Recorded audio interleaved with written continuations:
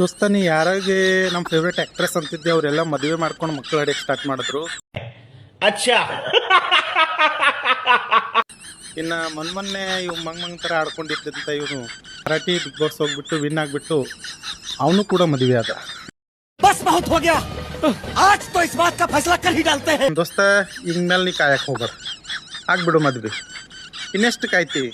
3 ವರ್ಷ ಆಯ್ತಾ ಆಗ್ತೀನಿ ಅಂತ ನಮಗೆ ಹೇಳಕತ್ತೀನಿ. ನಮ್ಮ ಮದುವೆ ಮಾಡಿ ನಾವು ನಿನ್ನ ಮೆರವಣಿಗೆ ಕುಣಿಯೋಣ ಅಂತ ಅನ್ಕೊಂಡಿದ್ದೇವೆ, ಮೆರವಣಿಗೆ ಮಾಡ್ಕೊಂಡು.